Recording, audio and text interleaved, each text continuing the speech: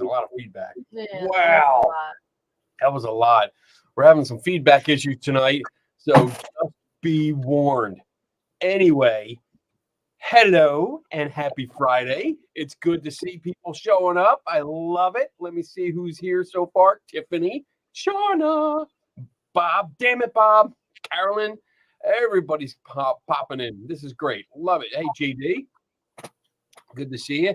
We're going to have a good show tonight. I'm looking forward to it. Good discussion. Hey, Jim. Dr. Jim's in the house. Whoa. What? I have a message from John of the Kennedy. He's babysitting tonight and is unable to join. That's bullshit. Bullshit. The baby with him. Bring the baby. Bring the baby. All right. So let's go over the rules before I go anywhere else. So, boom. There's the rule. Oh, I tried to nod. I nodded the wrong side. I totally fucked that one up. Oh, well. Rule number 1 is that you are welcome to ask questions. That's what the show is about. We learn together. And by learning, we need to ask questions to learn that stuff that we don't know already. So ask questions. But save them to the end of the show. Second half. Rule number 2 is that I don't know everything. And if you're a fan of the show, you know that. I mean, that's just obvious. And sometimes my guest doesn't know everything either. So it's okay for us to say, I don't know. That's perfectly acceptable. And I do it all the time. Yeah, I know. I have a notepad. I have a bigger notepad here. So I can take notes. We can put stuff up and go from there. Rule number 3 is that we follow the Patrick Swayze rule here. And that means be nice. That's it. We're going to leave it at that right now. That's it. Just be nice. You can be in the chat room. You can discuss things. You can debate. You can disagree. That's cool. Just don't be a dick. All right? Nice. Donna's here. Hi, guys. Donna's here. She's back. I made it back. She made it back after a long hiatus. Hiatus of sickness. Sickness and vacationing. COVID cuties. Ooh, yeah. We had to quarantine her. Yeah, It was great. that's Lasers, down here. everything. Carbonite. All right. Rule number 4 is that if you have a question, please put a capital Q in front of it. That way it's easier for Donna, who is over. Well, she's to you guys, she's that way. Well, no, she's not. She's that way too, because everything's backwards. It's so weird. Anyway, Hey guys, she's over there. Too. It's been a long time. So she can save them for the second half, and we can get to the questions and make sure that we get through all of them. All right. If you don't put a Q, I'm not responsible for losing it. That's her disclaimer. Yep. Rule number 5, my favorite rule: drink up. Drink up. With my new Las Vegas cup. You like that? Looking shiny. Shiny. Oh. All right, tonight we have a guest. And he's a returning guest. Yeah, a few times now. He's one of the few people that have been in studio, in this studio. Yeah. This Scooby-Doo studio. Scooby-Doo Scooby-Doo Studios. That's a tongue twister. Scooby-Doo Studios. I got to practice that. All right, we're going to bring on, wait, let me put my special guest thing on. There we go. Hey, you'll read. What's up, buddy? Oh, my God.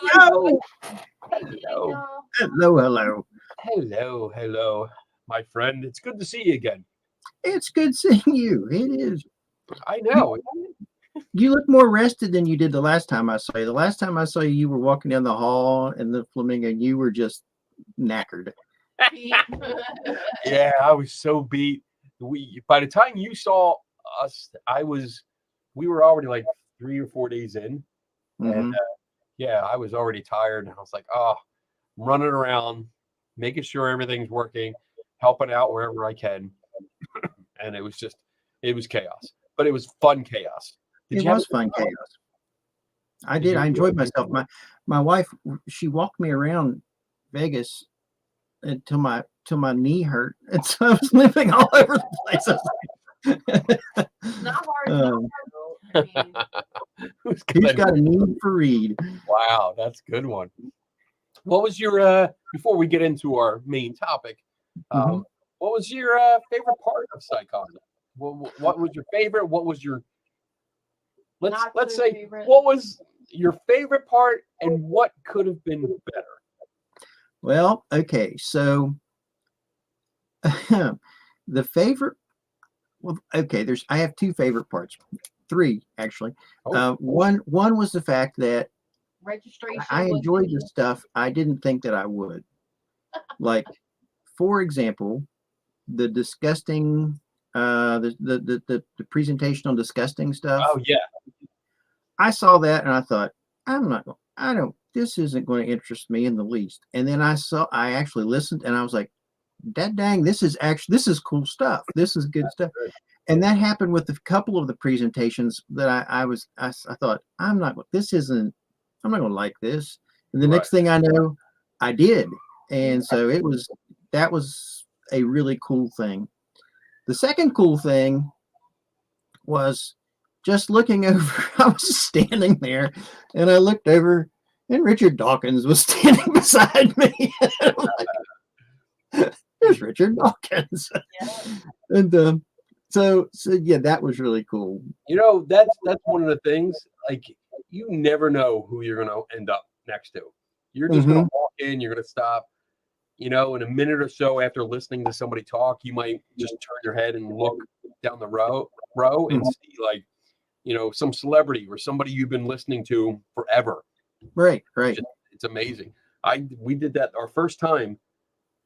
We saw Randy the first time, and it was like great. And then a few times, just going in, sitting down in a row, and I'd look over during the talk and realize, like, he's right next to me, or he's 2 or 3 seats next to us, and I'm like, he's right there. Yeah, I mean, and that's it. I'm like standing. Ann and I, we were in the elevator, and Bill Nye walks in the elevator, and I'm going, oh my God, it's Bill Nye. His messenger bag is brushing up against my elbow. Nerd. I'm not going to wash this elbow again. All right. Third thing, you said you had 3. Well, that's the 3. It was the disgusting things and things like that. It was Richard Dawkins and it was Bill Nye in the elevator. Those are my top 3 things that I mean, there's so much to learn, and there were so many good presentations, and I think it was Melanie that said that she was with her people when we got there, and that's what it felt like. It was just really, and everybody was so welcoming, and everybody was, I mean, we were people. I walked in the Flamingo. I was to Vegas one other time, and that's just where Ann and I got married, and so I walk in the Flamingo and I hear Daniel Reed, and it's Adrian Hill and it's Susan Gerbic, and they come over and they hug us, and it was really cool. So that's good. That's what I like too. It's like it's a family reunion anymore. Like it's a big conference of information and learning new things, education, and getting to see old and new friends, and it's great. Like Erica, who gave the presentation on disgust, like I had wanted to see that because I was like, oh, this is a weird topic, and that's my jam. Like, I love that kind of stuff. And we were in the back, and it was Donna, May, I forget who else.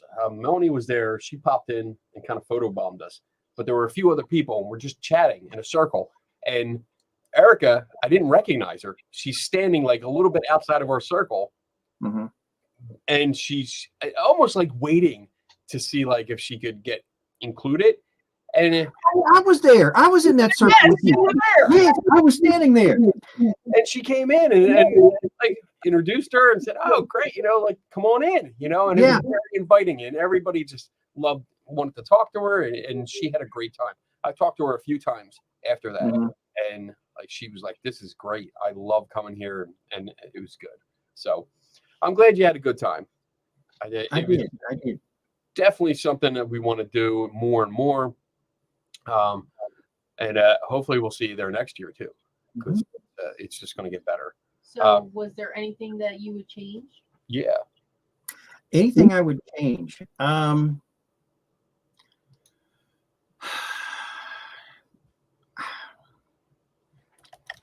don't know. The thing that Susan and Eric, we had a a panel discussion about this very thing. And I said, for me, I was thinking that it would be cool to have it. And it's, again, this is my first one, so it's not really my place to, I don't want to say criticize, but to interject when I don't know the whole backstory.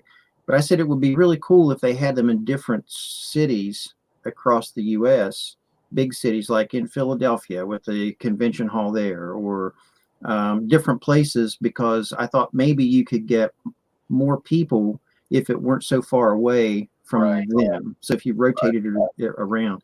But then Susan gave me some of the backstory on that, and it makes sense why it's in Vegas.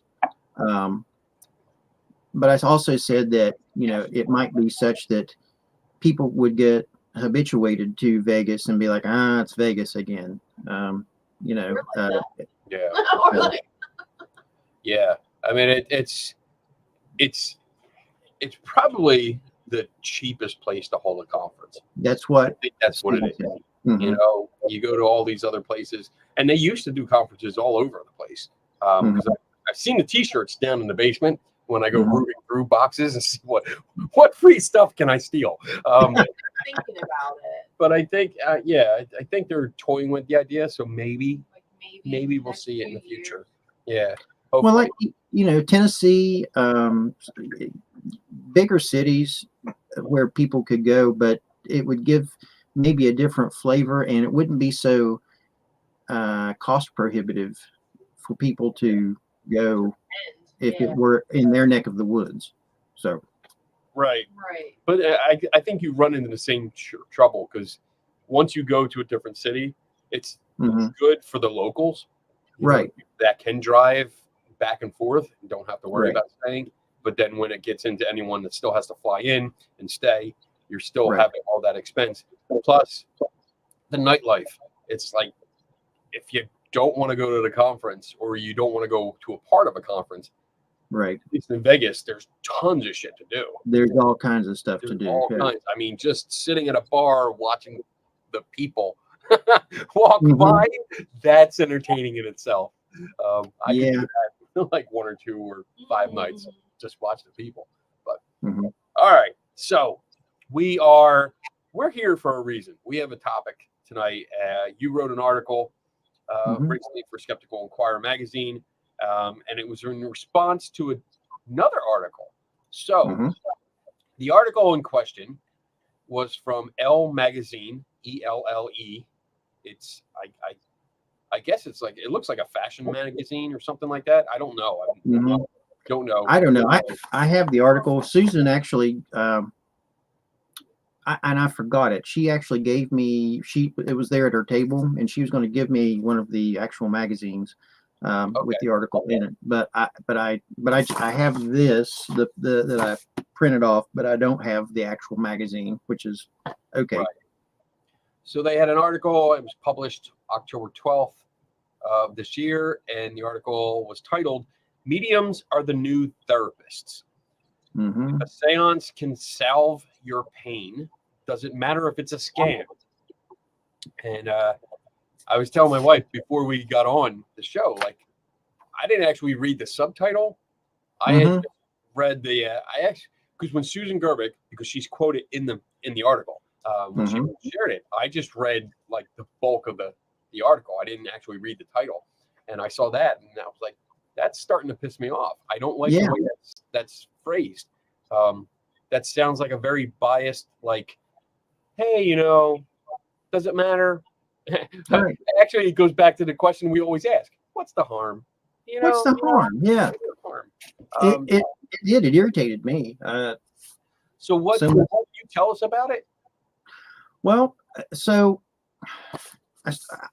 Susan had mentioned it. She was on the show one evening, and she had mentioned it, and said she actually posted a link. Someone had sent her a link to it that she posted on our website, and I just made a real quick little post about how the fact that therapy isn't about just saying things to make people feel good. Therapy is it's a process, and the point of therapy is not more therapy. It's to discharge the person from therapy.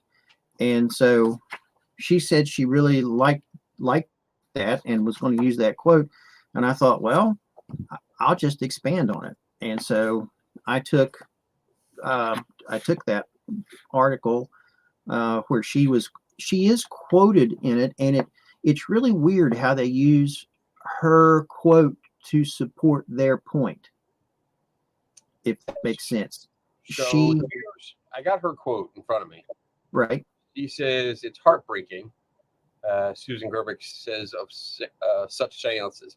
Gerbic is a skeptic who runs a crew of internet researchers based all over the world who bust mediums by creating fake Facebook profiles, attending live shows, filming inaccurate readings, and pointing out where the information likely came from, typically online obituaries and GoFundMe pages.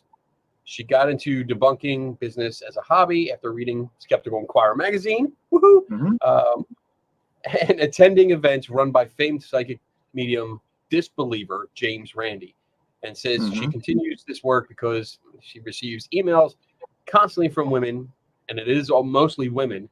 Right. That's in the article. I'm not saying that. Right. Who have been traumatized or re-traumatized. That's what she says. Re-traumatized by the mediums they hired to help them grieve. The emotions Gerbic sees again and again are shame and guilt. And quote, it's like somebody breaks into your house and touches everything, moves things around. That's the feeling. That's that you've been violated. Right. Yeah,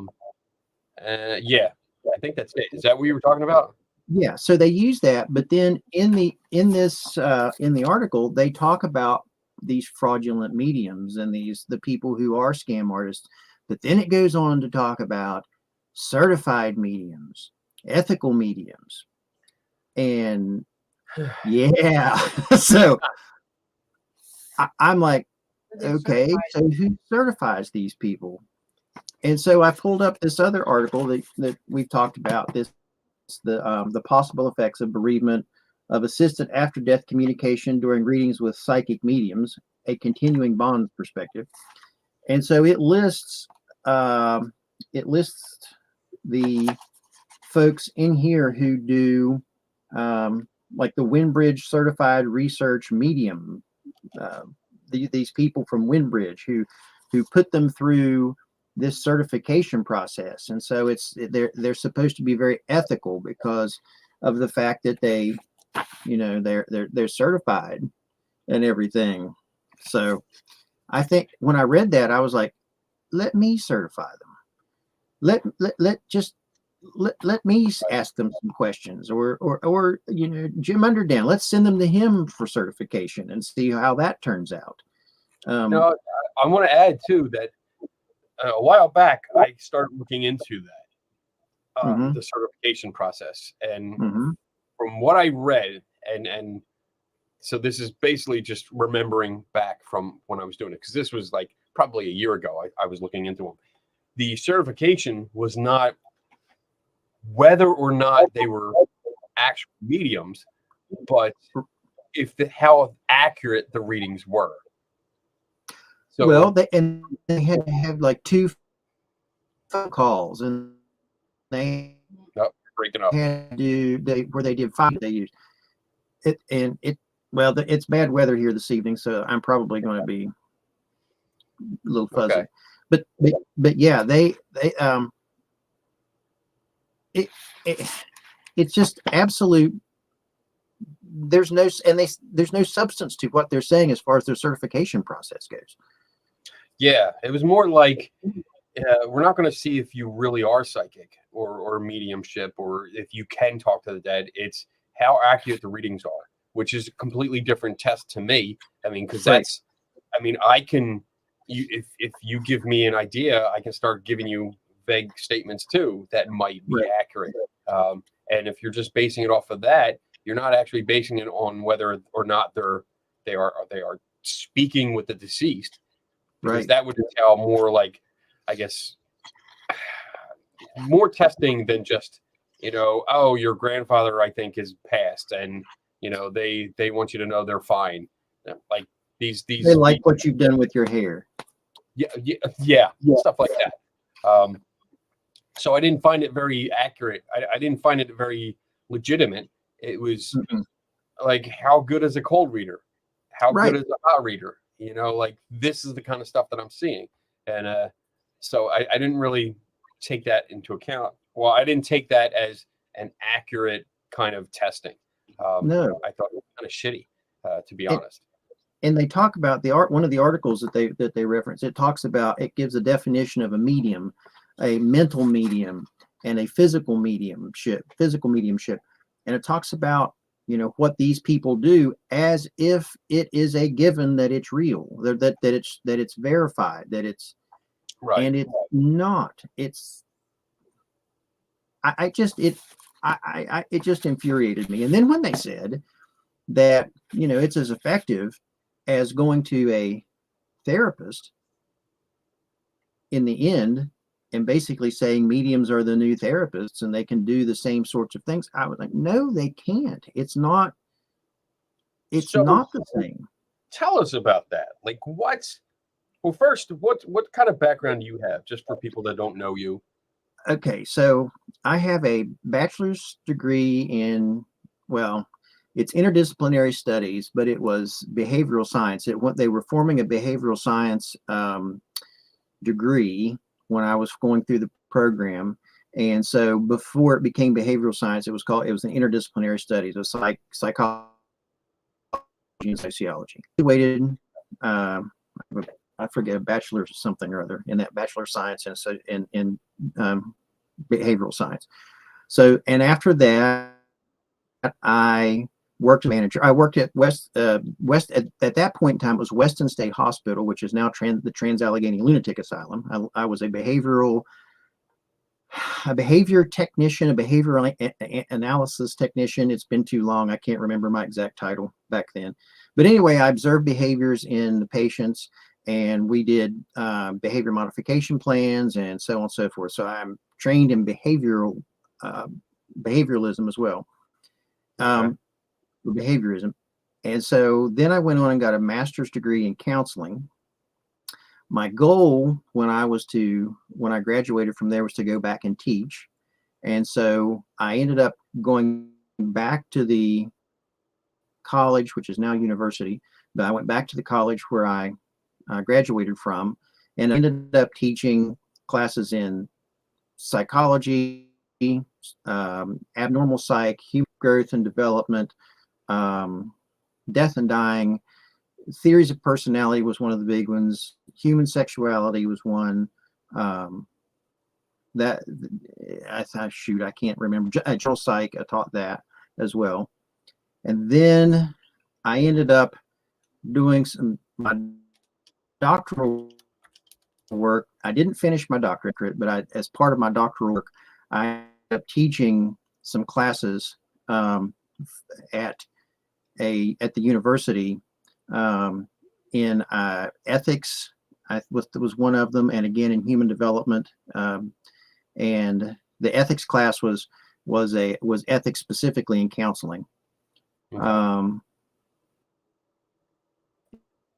And so then at Salem International University. So from there, I ended up I ended up being a therapist for a number of years. I got out of higher ed because it got weird, and I got in. I was a therapist I'm a clinical therapist, and then went from there into school counseling. So I ended up. It's a different community mental health is far different than being a school counselor, and so I have been all over the spectrum and worked with people that have been chronically mentally ill to from early ages. I've worked, certified for K through adult in education as far as being a counselor now. Okay. So that's my background in a nutshell. Okay, good. It's always good to establish that, especially when we're going to be talking about this kind of subject. So I guess my question, are you still there? Mm-hmm. Yeah. Okay. You're freezing. Yeah. But So the difference here, there's obvious differences. I mean, I see obvious differences here between a medium and a therapist, and there's three that I immediately wrote down that are kind of general topics here that maybe you can touch on. One, code of ethics. Two, licensure. Or three, training for different situations. Right. Because I think you brought up something like, what if someone is potentially suicidal, and because of the grief? Are mediums that are dealing with this trained? Do they have any training? But let's go take each one. Like code of ethics. Do you have a code of ethics? Do I personally have a code of ethics? You stayed with me for a couple of days, so I know you don't. No personal one. Oh shoot. I guess. Go ahead. The American Counseling Association, the ACA. There's the counselors have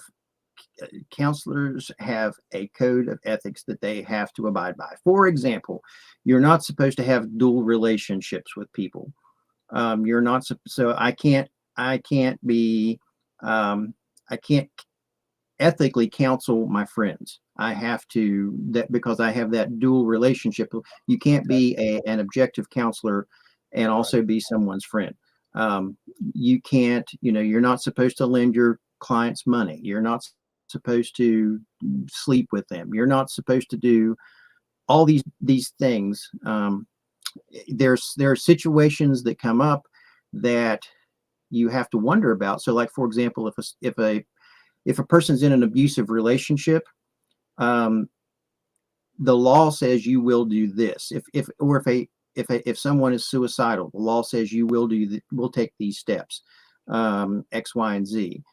And so there's a difference between what is legal and what is ethical, but they should coincide. They should walk very closely together. So the psychologists, the American Psychological APA, there are codes of ethics that we follow in dealing with these things. And so what is the code of ethics for mediums? What's the standardized code of ethics for psychics? Yeah. And I mean, something you brought up, saying that you're not supposed to counsel your friends, right? Because of that dual relationship, and I've seen that a lot. I've seen mediums give readings to friends, right? And there is that dual relationship there. That's interesting. Right. It's. I mean, I never associated it with that dual relationship kind of code of ethics, because I've always associated that idea with, well, your friends, what they're going through, their family, their friends, you know the news, what's happening in their lives. So how can you objectively read them? Wow, damn, from the side. Shit. The voice of Donna, everyone. I love it. Very good. Yeah, exactly. Objectively read how I can. Donna. Uh-oh. You're breaking up pretty bad. To do things that are not comfortable. Okay. How's that? Am I back? There you are. You're back. Yeah. Okay. Sometimes you have to do things that are not comfortable. Sometimes I've had to commit people. Now I'm not qualified to commit. I start the process. I file the paperwork to get them committed, because it takes in our state, at least that's all I can speak to, it takes a licensed psychologist or a medical doctor, their evaluation, in order to commit the person. But I'm the one who's had to testify in the probable cause, that's what we call probable cause hearings, in order to get the person committed. I observed the behavior. I saw that this person, I saw the guy pouring the milk over his head because he thought that it was getting rid of nuclear fallout. There's all kinds of things that, and when you're dealing with friends or family, you in a very awkward situation if you have to be the one call the police to come take them away. So Right. yeah, it's very clear in terms of what you should and shouldn't do. And that's very different from what we see with mediums, where a client comes in, you pay an extraordinarily expensive fee. Right. You sit down, and if there's anything going on, if there's something more than just grief going on, Mm-hmm. that's something that you have trained to pick up. Whereas Right. I can see a medium just going along with it and just Right. giving a reading and not actually offering too much comfort other than what a friend might just say, like Right. they're in a better place and this and that. And I've had friends. I still talk to friends as friends, and I Mhm. can still draw on my background as a therapist in my conversations with them, but I'm not engaged in a professional relationship with them. And I will say, I've said to people, you probably need to see someone about this. So Right. You probably want to talk to somebody. Yeah, like talk to a professional because something sounds off. right. And I mean, I've seen, and I've touched on it before, I've seen mediums diagnose people, Mhm. like talk to them about their medical conditions or tell them that they can go off their medication. Right. Or you don't have to do that. Don't worry. Try this instead, and offer some kind of homeopathy bullshit. Mhm. I've seen that. We've seen that. I've seen that at Lilydale. Like that's. I mean, that's a whole nother topic. But we're seeing that, and that's not something that they're trained to do. They're just giving advice based on what they think. I don't know how to say it. They're giving advice. We're trained to give that advice. Right. And a therapist, honestly, at least the way I was trained, we don't give advice the way that I was trained. Because it's like the analogy of the Rubik's Cube. If Mhm. if I solve if you have a messed up Rubik's Cube and you hand it to me and I solve it and hand it back to you, all you're doing, I was like, okay, that's cool. I have a Rubik's Cube that's back, the normal. But if you figure out how to solve that Rubik's Cube, it means so much more to you. So as a therapist, what you do is you have theory in psychology, theory is a word I don't like, but it's nevertheless one that's used. That you have these psychological theories that you use that are roadmaps to guide how you interact with that person, your therapeutic relationship with that person. And so depending upon what you're trained in, whether it's cognitive behavioral theory or rational motive behavior theory or whatever, you use that perspective or that theory on the whatever it is that you're dealing with, whether it's depression, anxiety. You use that as your guide, as your roadmap to get them from point A to point B. And you don't really give them advice. You ask questions that facilitates them moving to a different level of understanding so that they can come to the conclusion themselves. That's good. Now, That's good. not everybody does that. But I mean, that's how I was trained. So, and my background is I'm not certified in CBT. Cognitive behavioral theory is basically it came about as a result of rational emotive behavior therapy, REBT, which I have been trained in. So so when I'm starting to work with a client or I work with a student or I start looking at things from, that's my model that I go to in terms of irrational versus irrational thoughts, whereas CBT would refer to them as cognitive distortions. So you use that as your map to get the person from A to B. Okay. And but you have this map, you have guidelines, you have right. like a flow chart of if kind of, yeah. kinda, like it's this situation. All right, this is what I do. You know, I Right. have A, B, and C options. You know, if they pick B, then this is where I go. These are my Well, options after this.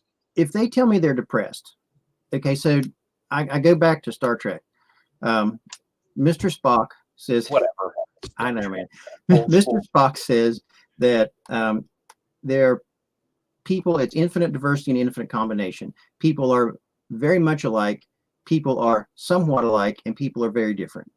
All three of those things at once. It's called the concept in Star Trek, IDIC. So in real life, in human behavior, let's say you're depressed. Well, there's diagnostic criteria for depression.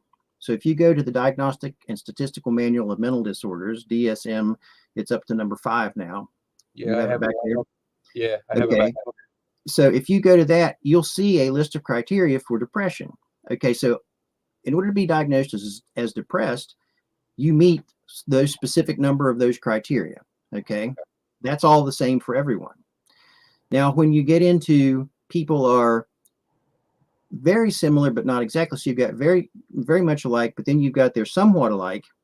The story that they're going to tell you is they're going to be experiencing these same symptoms. They're going to have this low energy. Some people might eat a lot. Some people might want to sleep a lot. Some people might want no social interaction.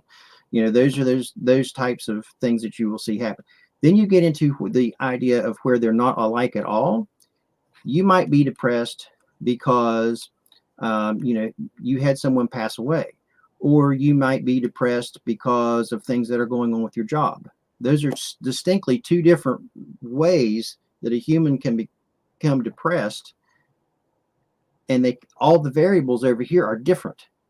So you've got that's the diagnostic criteria that's the same for everyone, and then you've got the reasons over here. So when people start making comments, they'll say, okay, well, everybody hates me, nobody likes me. Well, then you're speaking in terms of generalization. So that's a cognitive distortion that you start to say, okay, does everybody hate you? And then you start to help them to, well, no, there's my aunt, she liked me. And then you start to build on those things through asking questions and through getting somebody. Okay, but let's say you have somebody that's having a hallucination. You have to then take a completely different turn in how you handle those things. And so your psychological theory guides you as your roadmap of how you're. Let's say somebody's anxious. Okay, so if they're anxious about something, you have to figure out what that triggering thing is, whether it's a generalized anxiety, sort of free-floating anxiety, or whether it's a very specific thing that they're anxious about. I mean, you have to kind of learn to dig and ask the right questions, figure out which irrational thoughts or which cognitive distortions, and then specifically figure out how to counter those. And that was a long-winded ramble, but That's good. I mean, I'm interested in that kind of stuff. Yeah, So, well, as a card reader, they don't do that. I don't see Or medium tarot card or readers, meters. No, whatever. I mean they're the idea when I've gone to any medium when I sat and had a reading done, it's always to try to first establish who they might be talking to, and I mean I'm going to inject what I think is happening because I recognize the cold reading techniques every time I sit down. It's almost always cold reading techniques. So I recognize who they're trying to figure out. Like, is it my grandfather? They're trying to figure out how old I am, what likelihood my parents might be passed or my grandparents might be passed. Let's get on to that. Let's figure out an illness, in this area here. Right. Somewhere here, there was something wrong. Figure it out. And you're telling them everything. So if I'm feeling depressed because someone that was close to me has passed away, I'm going to a medium to communicate, quote unquote, communicate with them to make sure they're okay, or make sure that, everything's fine, or they didn't suffer, or this or that. Sometimes it's not even like that. Sometimes it's just being told, hey, you had somebody that was older that died, and they had something that happened suddenly, or it took a long time, and you really don't get too much answers. So I guess where I'm going with this is that my depression is there, and I get that fix.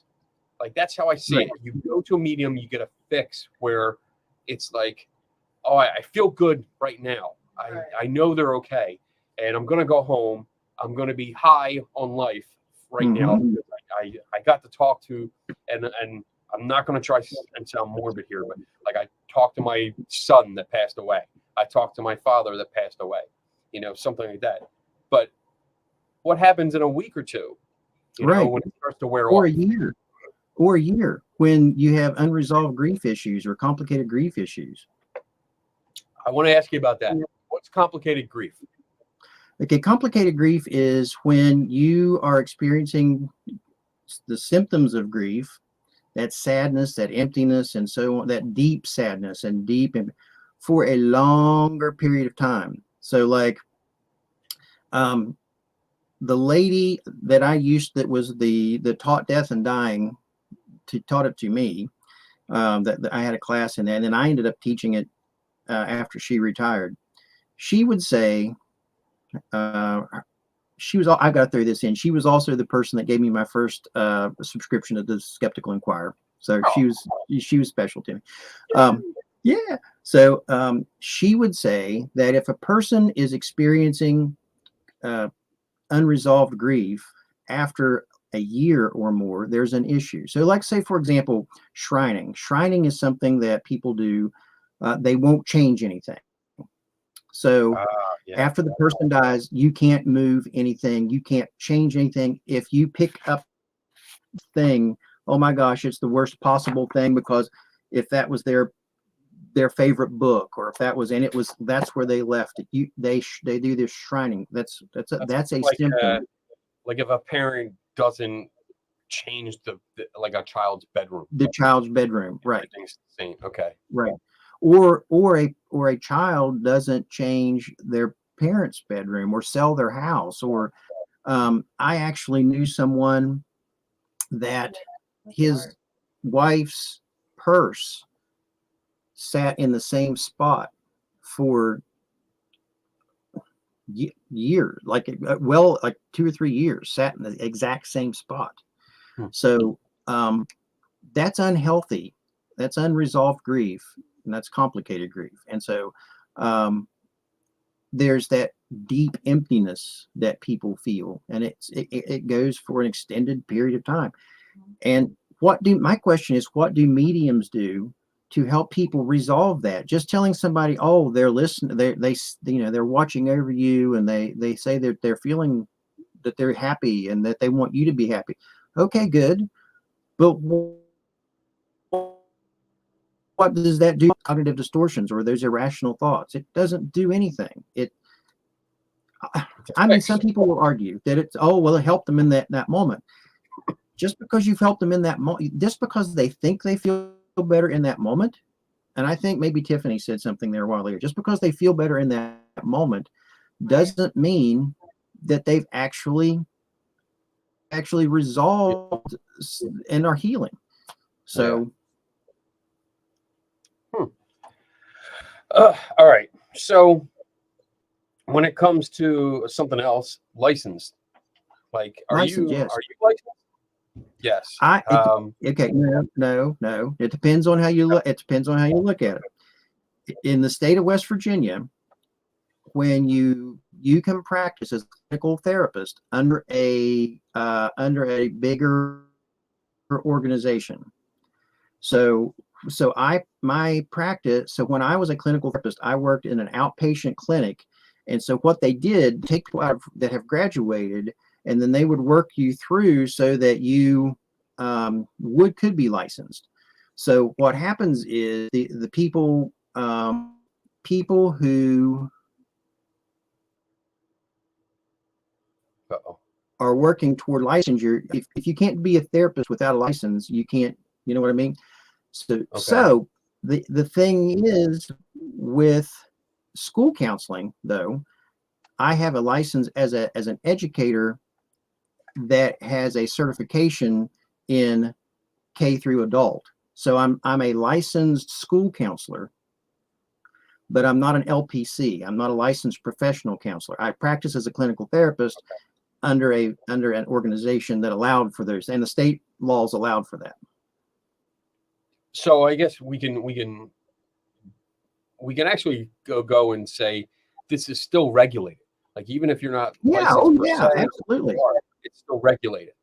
Which is the yes, big difference between what you do and what mediums do. Right. Because mediums so, are definitely unregulated.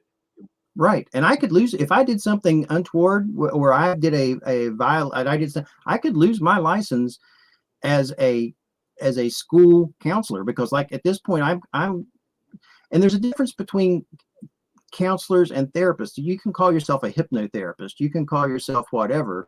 As a therapist, you can go out and hang up a shingle as a therapist. But if you call yourself a counselor, at least in the state of West Virginia, you have to have a license that says that you are that. And so as a school counselor, I started to actually even bring it, it's at work, a piece of paper that says license, and it's my education license. And underneath of it, it has all my certifications on it, and so it is a different kind of license because it's an educational license, but it's, my master's degree that's hanging somewhere, it's, right there. It's actually, Masters of Arts in Counseling. So it's like I have a legitimate degree. What do these people have? That's what what do these people have? What do they have? What do they have? Right now, it sounds like they're unregulated. They can pretty much do what they want. They can have a conflict of interest or a dual relationship. They can do what they want. How about training? Like, what kind of training do you go through for counseling? Mm-hmm. And especially like when it comes to, when we're talking about grief, like what kind of counseling is there for that, and what types maybe do you have, or what's available? Because I haven't seen any kind of certifications like this from mediums. Right. You can get so you can. In my undergraduate, I had an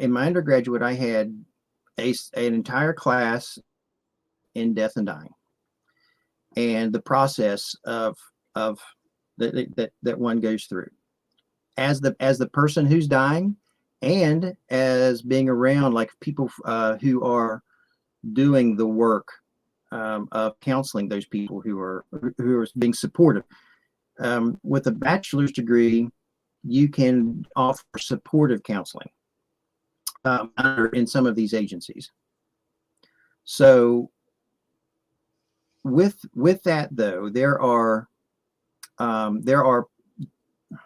like anything else. It's like a blade of grass. You can be, I'm trained as a generalist.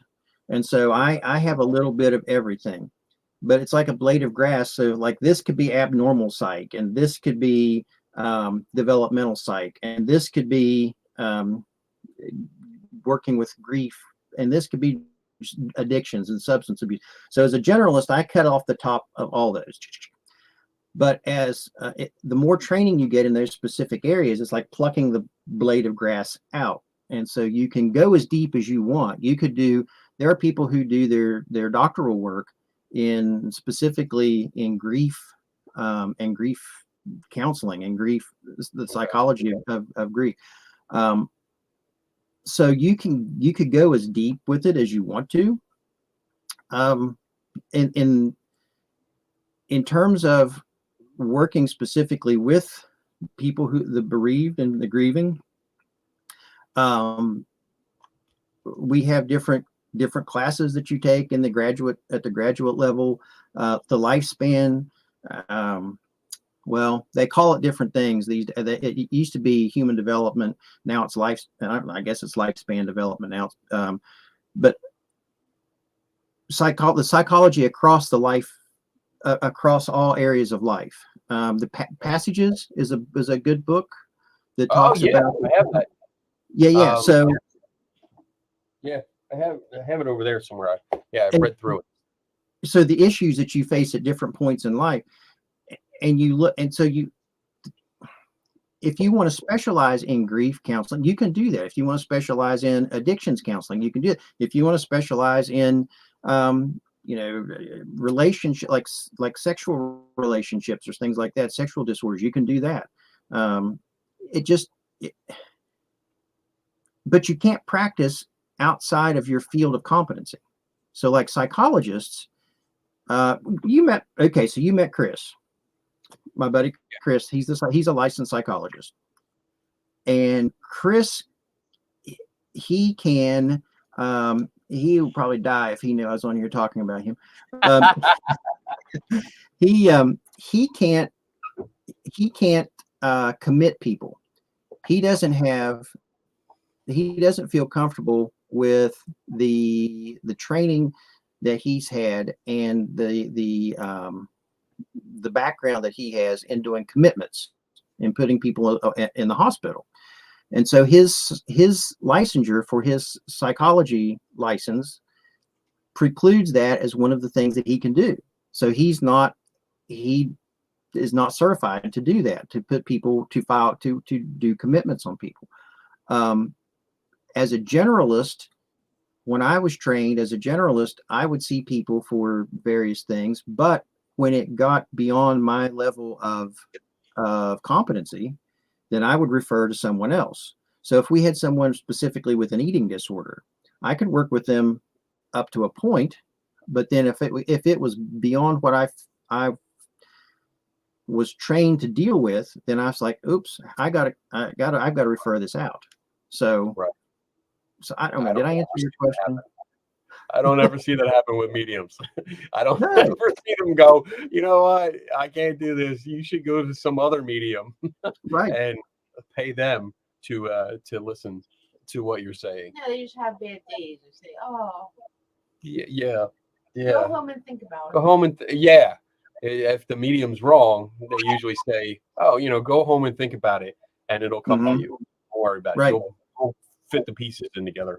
I wanted to say real quick the book you mentioned, Passages. Yeah.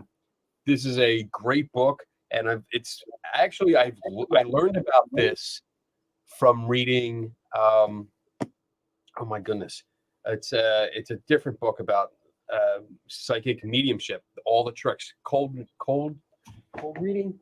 Oh my God, the full facts book of there it is. The full facts book of cold reading. Yes, Yep. I have that up on there. I read that, learned about this book, and I had mentioned it. I think Susan was on the show once, where I was talking to her, and I had mentioned this, and Mark Edward had heard it, and he's like, yes, this is actually a book that psychic or mediums will read because it gives them the same idea. It gives them all the same ideas of each stage of life. That way it makes it easier to read their client and figure out like where in life they might be, what kind of medical issues they might have, what kind of who might be passed on and who might not be, and all kinds of aches, pains, and every kind of thing that we think of. It's an awesome book. So like there's a whole class, and I taught a whole class on lifespan development, and those are the exact things you go through in human development or lifespan development. So it's the dead don't speak, they mumble. That's funny. That's good. So what did you, I mean, how did you sum up your article? Like you actually come out and say mediums are not and cannot be the equivalent of trained therapists. So what can we do to combat the misperception? And you gave some ideas. Do you remember what kind of ideas you had? Oh yeah. So people need to learn about these distinctions between what their training is. What does it take to be called a therapist? What does it take to be called a counselor? What does it take because like I said, you can call yourself a therapist. Anybody, Like you can be a hypnotherapist, or you can be I don't know, a holistic therapist, or you can be, and depending upon what the state laws are where you live, generally you can call yourself a therapist, but you can't call yourself a counselor unless you have, though people do. Like there's admissions counselors in college, and it's one of my pet peeves. It's one of my, they're not counselors, or because they don't have that background. And there can be a misperception about them. So it's that, and that's one of my personal little weirdnesses about those sorts of things. But you have to have some sort of a proper license or be credentialed in order to be called a counselor. Why do you have to be called a medium? Even if it's these these certifications that they have, people need to go and research what does it require for these people who are calling themselves, I'm a certified psychic, I'm a certified medium. What process did they go through to learn about that, and to learn about what it takes at each level in order to say that you are that thing? Right. Right. You can't practice medicine without a license. If you do, you go to jail. Yeah. If you're practicing mental health without a license, you're subject to being sued. I mean, and so I just don't understand. I don't understand how a magazine. I see, and now I'm getting upset. I'm getting. Go with it. I don't understand how a magazine can legitimately say and put a title out like that if someone's just doing a cursory scan of that magazine and they come across that, mediums, and they're the same as therapists, they can do the same daggone thing. No, they can't. They don't. It's obvious that these people have not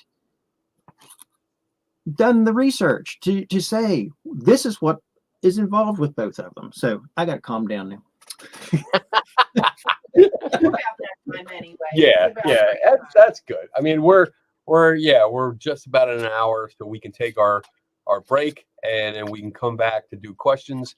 So if you guys have questions, we've got some in the queue so far, but if you have questions, do me a favor, put a capital Q in front of your comment, type your question in the chat room, and after the break, we will come back and we will do question Q&A, all kinds of stuff like that.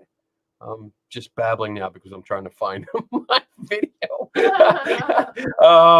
But yeah, we'll come back after about 4 minutes. We'll do Q&A for the next hour, maybe, depending on how long the questions hold out and what kind of answers we give. You can ask questions of both Daniel and yeah, 2 hours only. Yeah, I know. None of us not allowed for 3-hour shows anymore. So because she don't want to do 2 hours. No, it's great. Whatever. A lot of cuts in, man. It's bedtime. Whatever. All right. So we'll be back in 4 minutes and 11 seconds from now.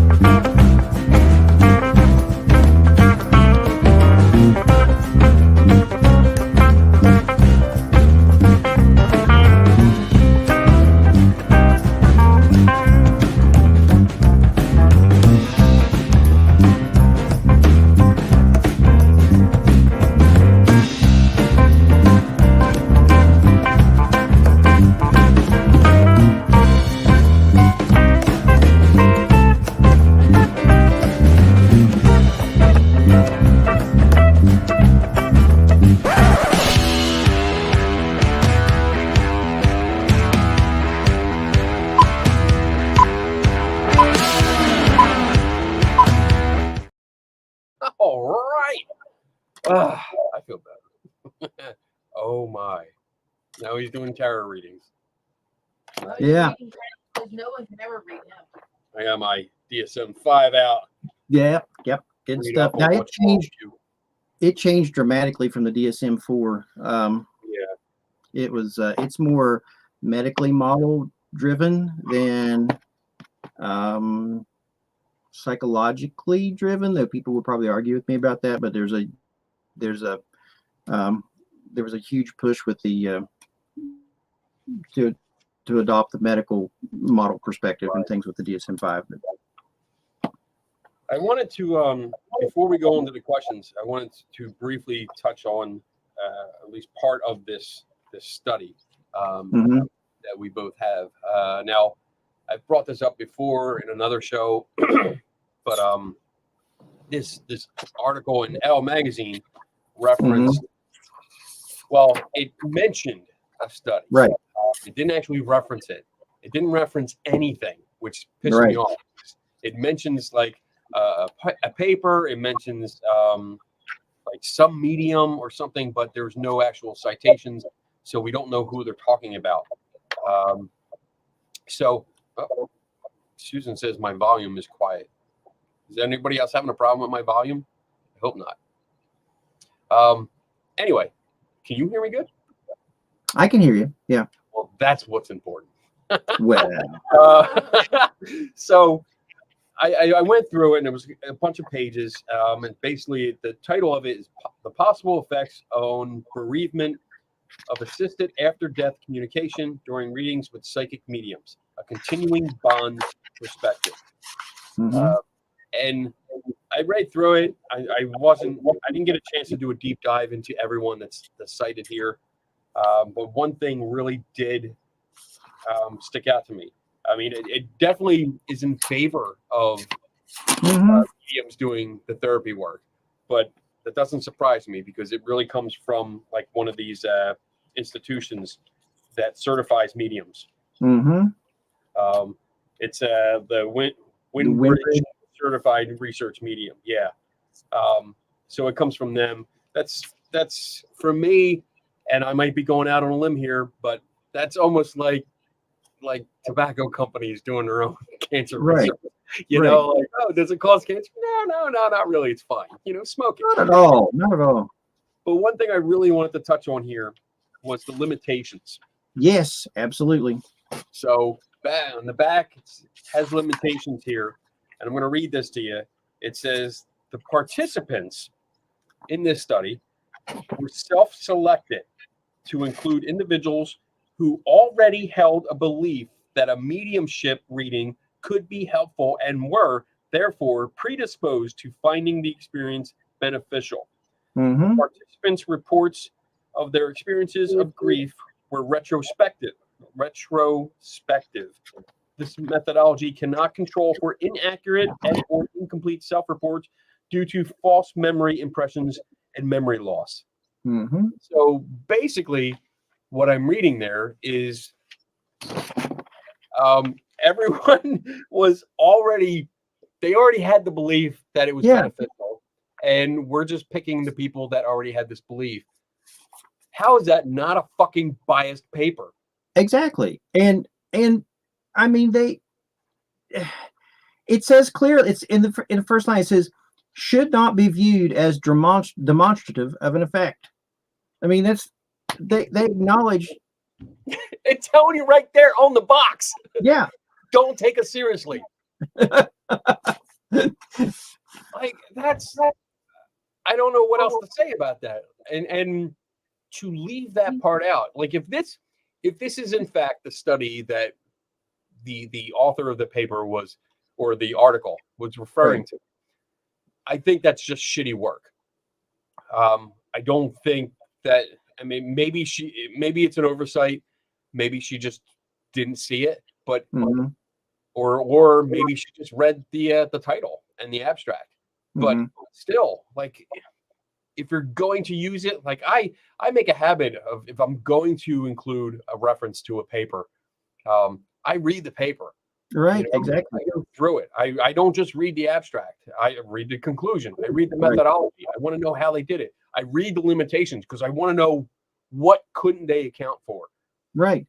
And to just include something like that in an article where you're kind of promoting it, even though the author of the article says, she doesn't believe in mediums Right. herself, but she Right. still leaves it up to like, what's the harm? Well, and she talks about the placebo effect.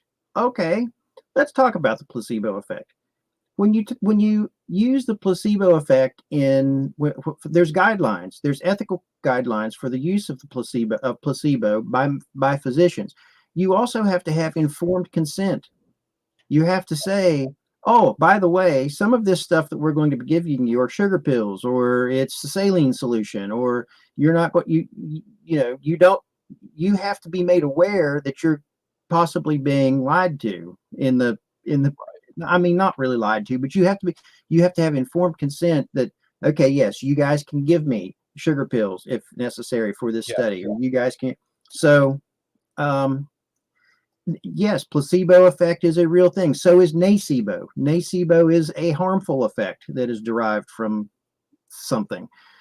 So the belief and stuff. So, I mean, you can't, just because something makes you feel good temporarily, or even if it, let's say it's like holistic medicine, or not holistic medicine, homeopathic remedies. People will take them and say, oh, I got better. Okay, did you get better as a result of the remedy, or did you get better naturally? Or would this person's grief have resolved? Yeah. So, I mean, there's just I love that you're getting flustered. That's so funny. But no, bottom line is, if this is the study, which I think that they were, I mean, if this is the study that they were referencing, I think it was just a bad decision to reference that, because this is a shit study. She even says that in the article. She says that. She says there are studies that are done, not very good ones. In the article that Susan's in, it says there are studies, not great studies, but peer-reviewed studies nonetheless, that show that people report a reduction in emotional pain after seeing a medium. Well, okay, great. Let's look at that from an evidence-based perspective, and instead of pre-selecting people and also having them rely on the memories and any number of other mediating variables that could have contributed to the fact that this is a piece of junk. Susan comments here. This is Jacqueline's email. She is a neuroscientist, I believe, and I explained all this to her about mediums, but I expect that she was forced to find anything that she could from the other side. Maybe I'm guessing she may be forced to write an article. Well, no, this says, let me see. It says in her bio here is a contributing editor to Popular Mechanics who writes about science, technology, travel, and adventure. Her work has appeared in Esquire, New York Magazine, and Best American Science and Nature Writing. She is currently at work on a book about the vagus nerve. Vagus? Yeah, the vagal nerve, it runs down through here, and how it can affect for avid reader press. But it doesn't say anything about her being a scientist. Okay, let's go with the idea that she had to write that. Remember that the lady from National Geographic at the conference, who said that she was a health writer, and then she ended up writing things from a more skeptical perspective. Yeah. Okay, so they're apples and oranges, but I do see that she tried to present this as a balanced paper, and I just can't imagine, though, that a magazine would say to people that when you're dealing with emotions, that's the thing. People think, oh, it's a soft science, and so it's not as necessarily viewed as seriously as the hard sciences. But it's still, these are people's lives. These are people's lives. Yeah, I hear you. And I mean, it's again, this is not a science magazine. It looks like a fashion, Fashion. beauty, culture. Yeah, it's not a science magazine, so they don't have the higher standards that a science magazine would. So I get it. I don't like it, but I get it. So, all right. So let's move on to some questions because we have questions for you. So I hope you're ready to answer them because I'll try. I'll just blather on. I'll blather on till they forget what the question actually was. Well, you got about 40 minutes, so you're good. Damn it, Bob. What do you mean when you say that higher ed got weird? Well, higher ed, there's a how shall I say this? There's a lot of politics in higher ed, and I'm not talking about politics like. As a matter of fact, I had an entire class on the politics of higher education. It ends up there's like when you're on committees and when you're doing different, there's just a lot of conflict that can result, hard feelings and so on and so forth. And then it changed over the years too. The students that we had, it changed because I went back and taught a number of years after I'd sort of did my hiatus as a therapist and so on and so forth. And it just, the whole feel of it changed. It went from being you're paying for, and this might sound like an academic elitist, but it used to be that you paid for the opportunity to take a class. And when people paid for the opportunity to take a class, be it through financial aid or for whatever it was, they were in the class and it was, if you failed, you failed. If you passed, you passed. And it was on the student. And now it's ended up becoming more of a business model where instead of them paying for the opportunity to learn, they are expecting.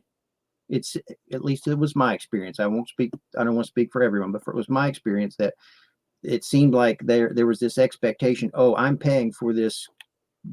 I need to pass. You will pass me. And I had students who filed grievances because, they didn't take a test. They missed a test. And I told them, okay, you can either do this assignment or you get an F. And if you didn't do the assignment, it was a choice, one or the other. Well, that's not fair. You gave everybody else tests. Yes, a test which I have now since gone over with everyone, and the answers to if you ask any.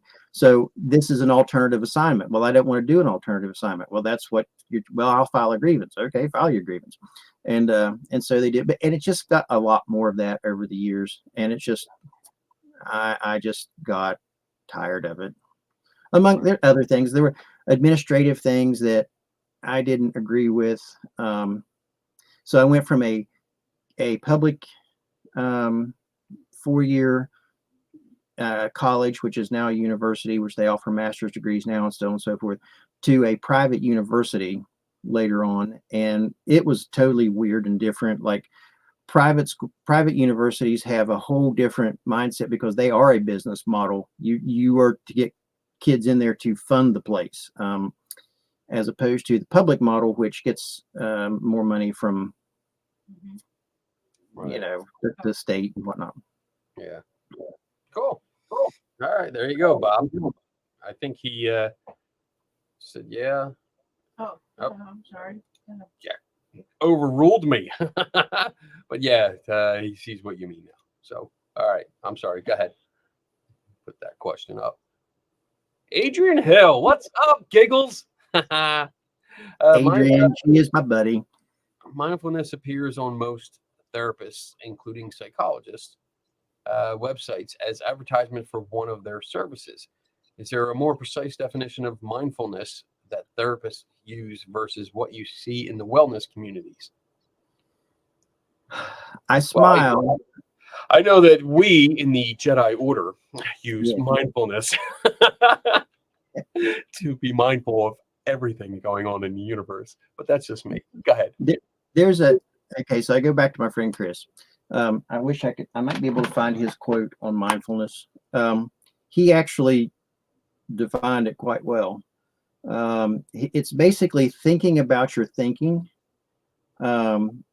I can't find his quote right now, but it's um, thinking about how you think, taking in that moment. How I really want this quote, if I can find it, because he did such a good job with it. I can't find it. Anyway, but thinking about your thinking, being in this moment, and being aware of just what is at that moment is the way I understand mindfulness. Now, when you get into specific definitions of it, um, I couldn't give you all those answers to that because I don't know them. I just know what my perspective on it is. Right. And I like to be very aware with mindfulness. Like right now, if I'm engaged in mindfulness, I would slow down. I would become very much aware of my breathing. I would feel the chair that I'm sitting in. I would feel the floor as it's underneath of my feet. And it basically helps you slow down and be in that moment. But as far as a precise definition, it's kind of at least my understanding, it's like anything else that you get. It depends on the context in which it's used. Right. Yeah, and I mean, I don't know much about that. I hear mindfulness used Right. in like wellness and metaphysical kind of ways, and it's usually has some kind of spiritual component to it. Yeah, it does. Whereas, like for me, it was martial arts. My Right. instructor would always say, "Be mindful of the moment." Like, what Right. the hell does that mean? And he'd punch me in the face. You Right. know, I was like, if you were in the moment, you'd realize I was going to punch you in the face. And I was like, oh, okay, I get it. Be in the moment. Right. Don't think ahead. Don't, have your head always in the clouds. Yeah, be here now. Be here in the here and now. You don't criticize your thoughts. You just acknowledge your thoughts. So like mindfulness is something that's used in a therapeutic situation, like with anxiety, because it's okay to be anxious. It's a normal feeling. It's part of your flight or fight response. So you can acknowledge that, but you also acknowledge it's not always going to be that way. And so you just let it, you acknowledge it, and you don't criticize your thoughts when you're being mindful. Right. I mean, during COVID, I got into meditation, but not from a woo perspective, I just wanted to just sort of try it. I mean, I used to do it back in the day with martial arts as well, but I really got into it over the COVID time period, and it does help you, I think, or it helped me. And there are techniques that when I work with kids who are anxious or depressed, I'll have them say, like, okay, so there's this thing with kids who are being anxious. It's called touch three things. And so you pick three things in the room and you touch them and you pick them up and you go to them and you just sort of take that moment and you feel how those things feel, the textures, it basically gets them out of thinking from in here to thinking out here. Yes, it's very Jedi-ish. Yeah. I do the same thing. Like Yeah, if of I get like too many projects going on and stuff, like Mhm. sometimes I'll just be in here and I'll close the door and I'll just sit here at the desk and just breathe, go through my breathing exercises, just listen to everything and start, Mhm. what do I hear? What do I smell? What do I feel? And just do that for a few minutes and it kind of calms me down and I can get back to work. Like I jump right back in. So I love it. And Or you play video games. or I play video games, I play video Mhm. games that like gets me in that moment right there. I'm just all in that moment where I ignore everything else. And Well, with grief, though, specifically with mindfulness, you also acknowledge that this might be how you feel now, and you're looking at that sense of loneliness or that sense of depression in that moment. But you also, as part of that process, you also recognize that it's fleeting and it will not always be that way.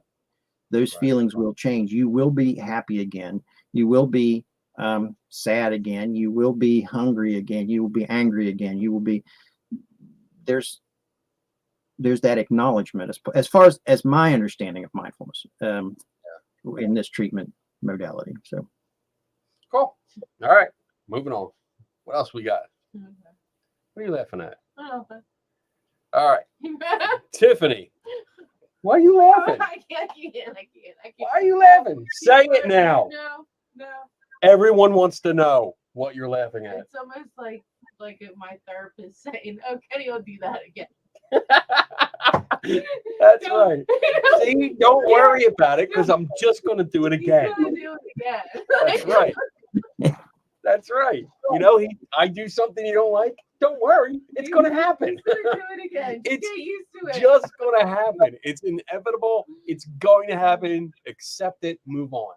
Do something Pick your else. battles. Pick your battles. That's right. Well, there's a little insight into the life of the Biddles. So, Tiffany's question. Doesn't complicated grief have to apply to loss of a loved one?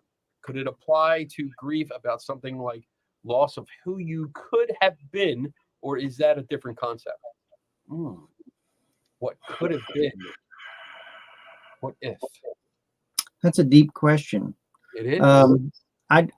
I mean, as I will preface this by saying as I learned it, okay, and that yes, I have to do continuing education stuff, and I have to do things like that. But as a school counselor, the things that I go to and listen to now these days, as far as continuing education, are far different. We do things on trauma, we do things on grief, and but it's not to the degree or to the complexity that I would have studied in the past. Yes, you can grieve, not necessarily over. Could you grieve about something like loss of who you could have been? That okay, so you can grieve the loss of a relationship. So let's say that you had a relationship, love of your life, sort of thing, your one true love, and something happens and that relationship dissolves and it is no more. You can grieve that relationship, that and wish for things to be different. But I can't say that. I don't know. That's a deeper level of with complicated grief. It's always been my experience that it's used with someone that you've actually lost. There's a sense of bereavement there, but I can't give you a good answer on that. That's outside my scope of. To clarify, I also mean it as a currently accepted definition of it. I know treatments overlap, like treatment for trauma and depression. I know they're different. I don't know if that clarifies it. I also mean it's currently accepted definition of it. I know treatments overlap. They do. So like certain things you're going to do with anxiety. You're going to there's an overlap with depression. Lots of times, like obsessive compulsive disorder. Some of the treatments for obsessive compulsive disorder also overlap with depression. It used to be that they I don't know what they do these days because I'm not as involved in the medical aspect of it, but it used to be that they would give folks who, well, let me back up. The psychiatrist that I work with, he would give people antidepressants if they were diagnosed with OCD. And so, but he was an interesting chap. Yeah. So, he had I'll just tell you, he had an orgone energy generator. That's where I first came across these things. He had an orgone energy generator in his office. And I'm like, what is that? And he said, it's an orgone energy generator. And I was like, what is that? And so he went on to describe this to me. He believed in it. This man was a surgeon and a board energy and a board certified psychiatrist. And he had these weird beliefs. And so that's where I learned that, and Adrian and I were talking about this a while ago, that certification is not equivalent to competency. Just because you have someone who has a degree, it doesn't. You have a lot of scientists out there. 97% of them agree that climate change is real. For example, what about that other 3% of legitimate scientists that are arguing to the contrary? You know, you've got. There was during COVID, there was that one medical doctor that was on the news ranting about how sex demons were aliens. DNA was the cause of it. I can't remember her name. Where was I for that? Well, I missed that part. Let me see if I can find my notes. Damn, I gotta go back and look. Yeah, she was. Where are my notes? Oh, here they are. Let's see. There's this one. This one. Her name was. Oh shoot! I've got my wrong glasses on. I can't see. Her name was Stella Emanuel, and she believed that demons it cause, and she was a medical doctor. You know, so there's lots of people. You have that one fella, that Roger Lear, who is the podiatrist, that believes in and will attest to the implants, the alien implants. You have that Travis Taylor from Skinwalker Ranch, who has multiple degrees and whatever. Just because somebody has that certification, and I'm going to use this example, and you're going to. Now, don't hurt my feelings when I say this, when I start this, okay? Just because somebody has a driver's license doesn't mean they're a good driver. That is so true. That is so true, Mr. Make Your Own Turning Lane. It was both. Was it both? The man made his own turning lanes and then circled the parking lot for 16 hours before he parked. Plenty of room in one lane. Like, you can make your own lane. It was oncoming lane. It was oncoming traffic that he decided to get into and turn. But it's West Virginia. There's not that much traffic. I'm still here because I forced him to make a U-turn. And he said, park the car. He's worried about cops pulling him over and giving him a ticket for a U-turn, but he's in the turning lane for the opposing traffic. That was a good time, man. Yes, it was. It was a very good time. All right. What else we got? All right. Jim, Daniel, have you ever had someone come to you that has been to a medium before they came to you? I've had people who, so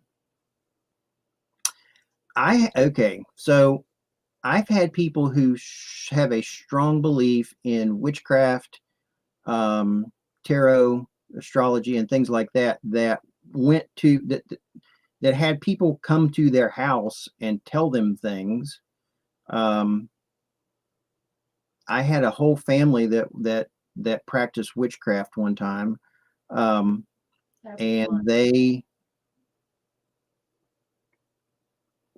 there was some deeps, and the practicing of the witchcraft, I'm not, I whatever people's religious preferences are, that I'm not, that's their thing. So, okay, whatever.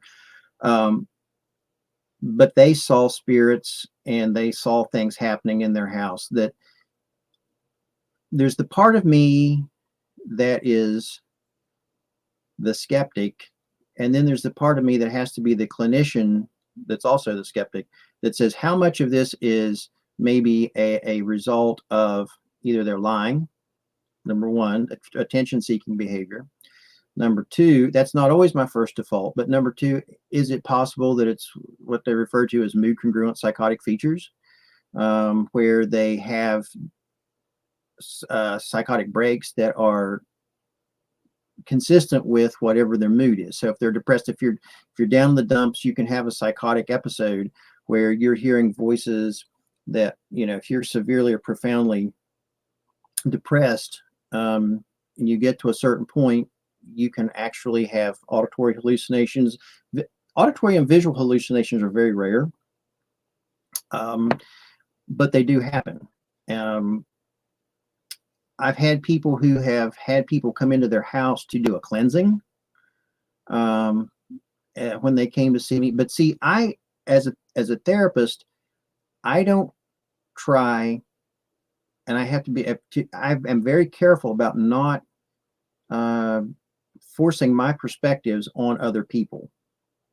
So they have to. I try to value whatever they're, because I have to meet them where they are and work with them and not be judgmental.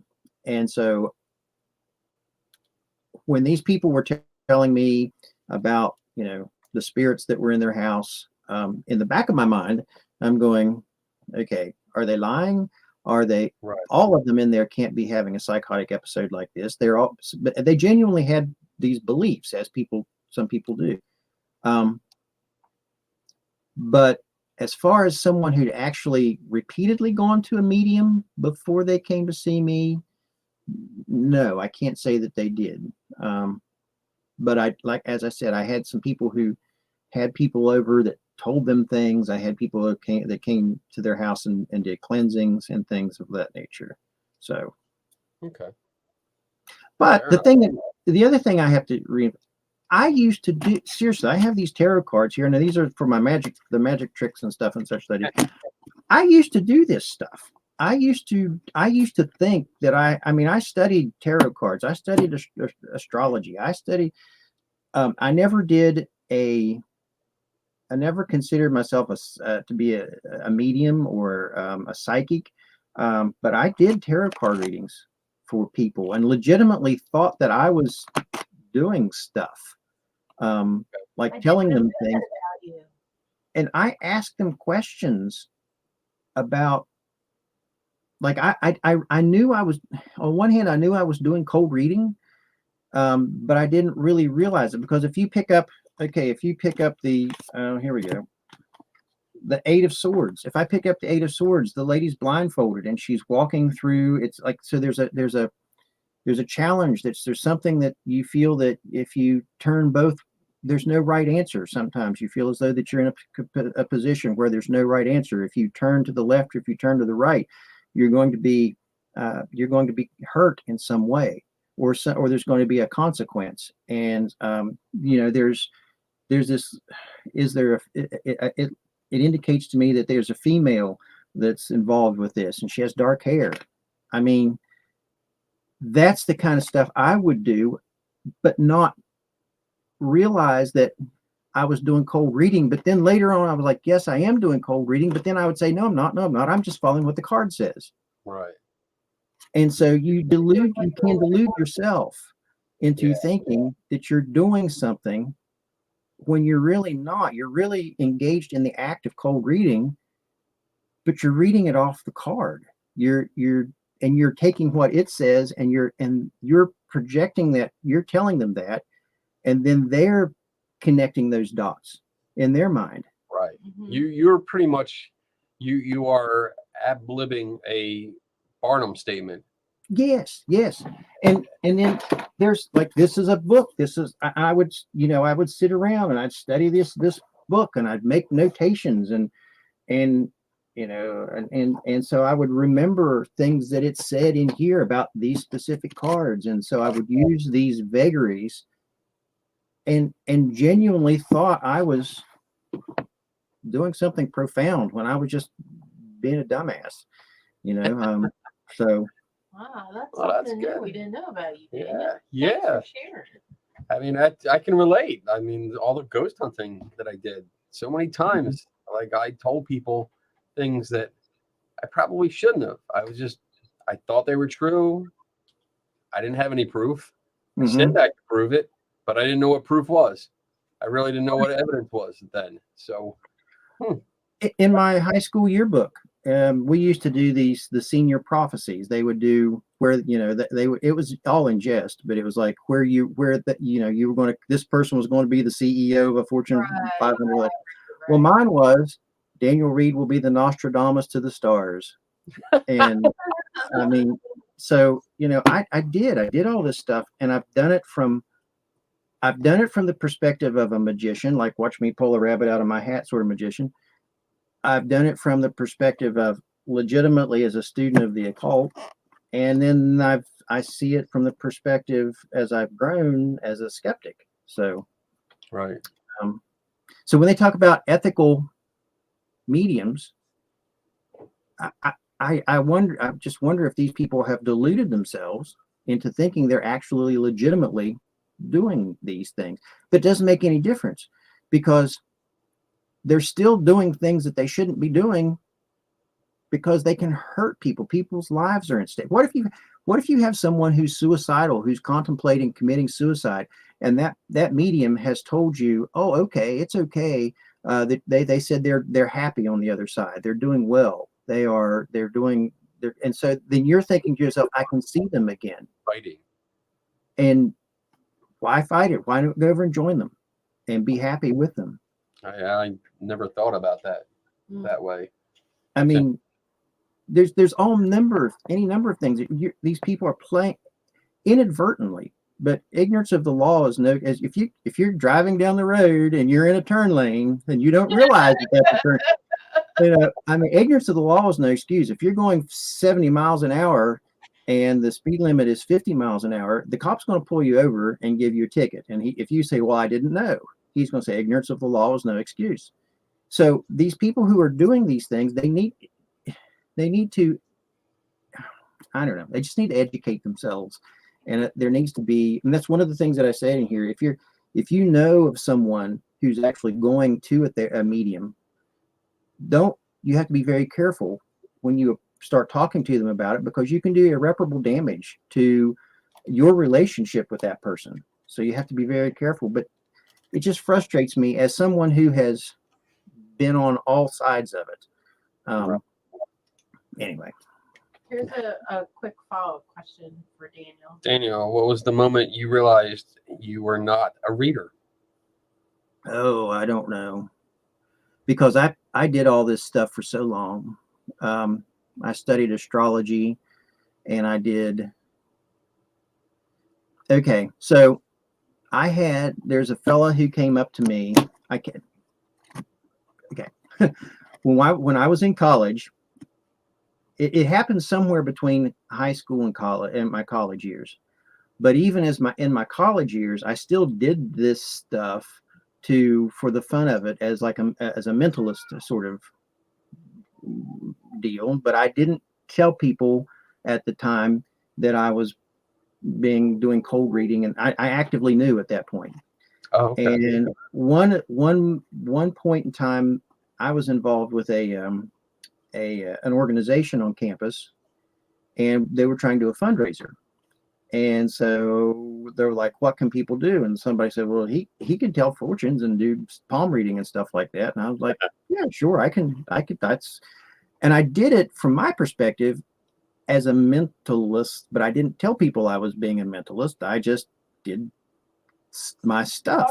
Tarot cards. All right. And yeah, I did tarot cards. I had my crystal ball. I did palmistry. I did palm readings, whatever people wanted. It was like $5, and I'd tell your fortune. Okay, so now that's been 25, 30 years ago, 20 somewhere, 25. I don't know. It's been too long. There's a fellow that I know that came up to me, that got a reading from me on that day, that within the last few years has come up to me and said, man, you were really spot on. I remember that. And and I'm like, it wasn't real, right? What? I was like, all these years, he's thought that it was real. And that kills me, because it's like, I should have known. Well, that's a cognitive distortion, by the way, shooting on yourself. I should have known better.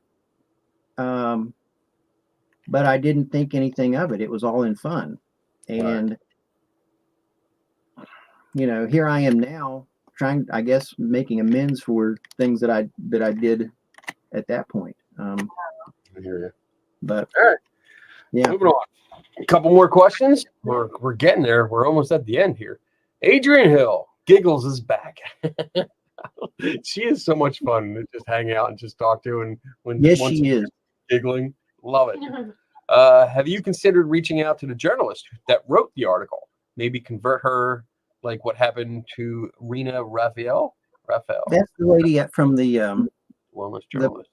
the Yeah. Okay. yeah. No, I haven't. I hadn't thought about that. Maybe I'll do that. Susan put her email address in there, and maybe I will do that. I will say that I find great comfort in the fact that if you do a Google search for that article, my article comes up as well on that. So that so people are like, if you're a high school kid, that's the thing, especially now since I work with them. If you're a high school kid and you're researching this stuff and you're doing a paper and you see, oh, therapists and mediums they're the same sort of thing. Now at least there's something there that they can see that, oh, wait a minute, here's a counter perspective. That's good. I like having that. All right. Next question. What else we got here? Dun, dun. Slight tangent. Can tools like the MBTI be used ethically? I don't know what that is. I don't know what that is. I'm going to have to look that up. Let's see. MBTI. Oh, yeah. The Myers-Briggs type indicator. Yeah. Okay, so there is the MMPI, the Minnesota Multiphasic Personality Inventory. I forget what version is out now, and it is a clinical tool to use in determining personality disorders, personality types, for lack of a better way. The Myers-Briggs is based upon the 16PF, which was an older version of it, the 16 personality factors. No clinician that I know uses the Myers-Briggs because it's not. It's not. There's lack of validity to it. Unlike the MMPI, the MMPI is specifically a very clinical diagnostic tool. This is used a lot in business and for example, one time I decided I was going to try to be an insurance salesman. A buddy of mine was an insurance salesman, and he said, "Hey, I think you'd be a good insurance salesman." I'm like, "All right." So I had to go take this test in order to be. Well, I sat down and I started looking at the test, and it was a variant of the Myers-Briggs. And so I looked at it, and having a background in psychology, having a background in, I knew what they were looking for on the test. So I answered the questions the way that they would have wanted me to answer it to give the best. So they called me at that time. Though I changed my mind. I was like, no, I don't want to do this anymore. But they called me back, and I got the secondary interview, or would have, and so I'm not at all a big fan of the Myers-Briggs. Now, I will tell you though, it's fun. It's fun with students, and it's fun to give people general categories. Okay. We used a variant of the Myers-Briggs, which was called True Colors. When I went away and was certified as a True Colors facilitator, I guess is what they call it. And it breaks people up into color ranges. So you're either an orange, a blue, a green, or a yellow. And that he made me nervous for a second there. Like, oh shit, he's breaking people up in color. Like, No. It was, so you have your primary color and your secondary color. And so I'm a green orange. And so it breaks people up into these different. And so if you'd have a bunch of kids who don't know each other, we use that to separate them into, okay, if you're green, it's like you're more logical, you're more studious, you like science, you like those sorts of things. If you're orange, you're more outgoing. You're an orange. You would be an orange green in this. I will bet you dollars to donuts you would be an orange green. Blues are really I'm neither blues. one. I will send you the test. Send me the test. I want to take it. I will. Blues are more emotional.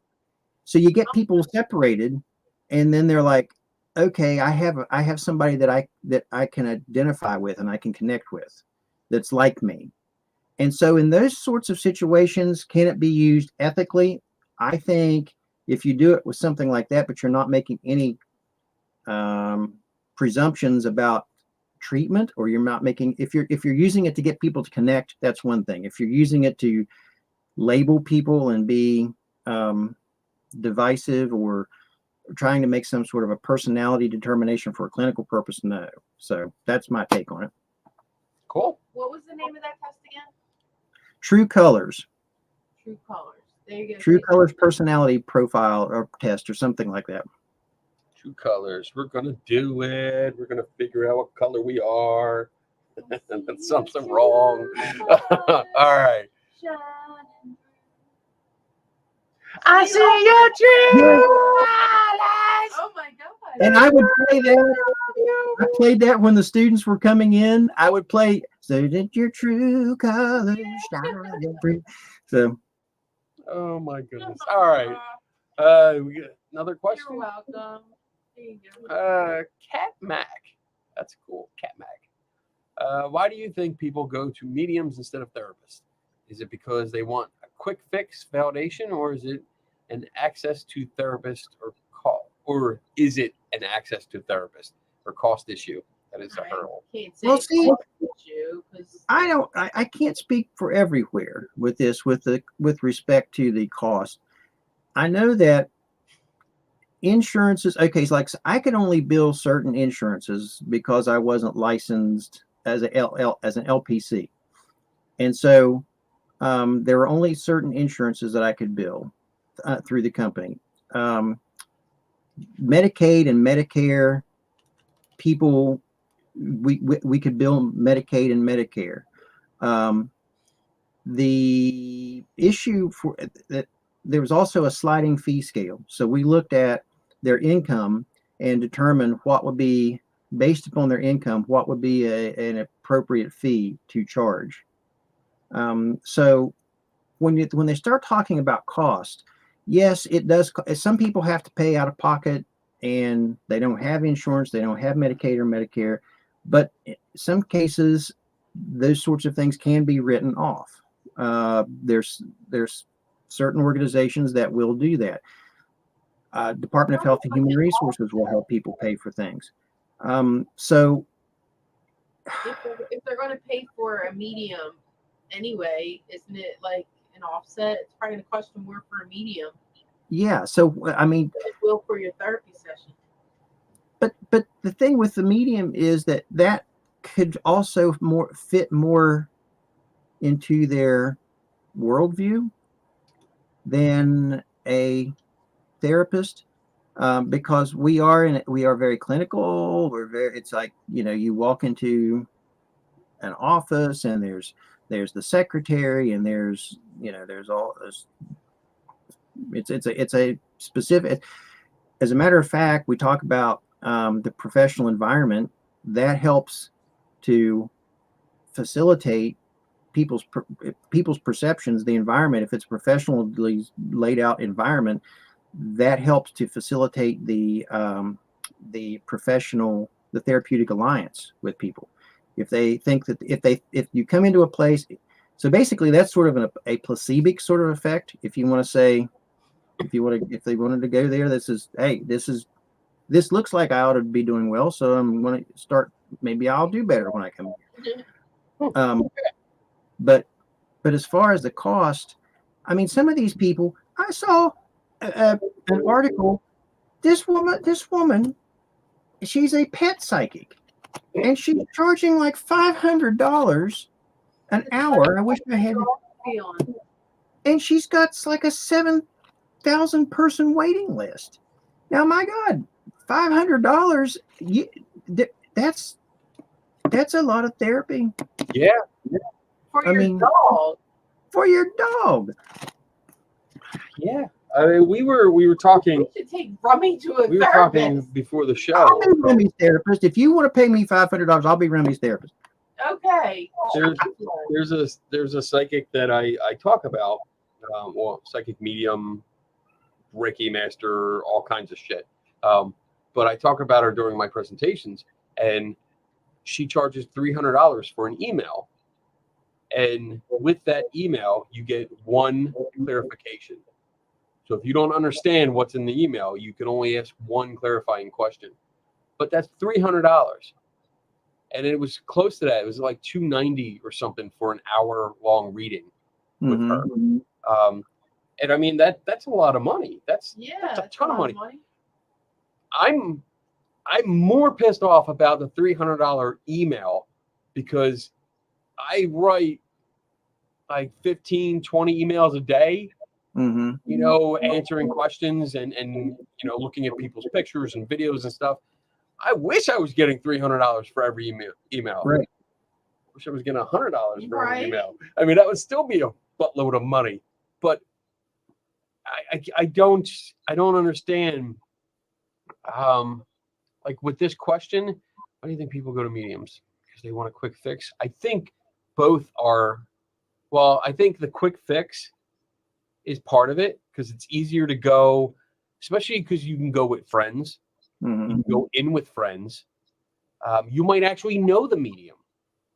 And I've seen that a lot when we've gone to shows. We've seen people that are the repeat customers always sitting in front.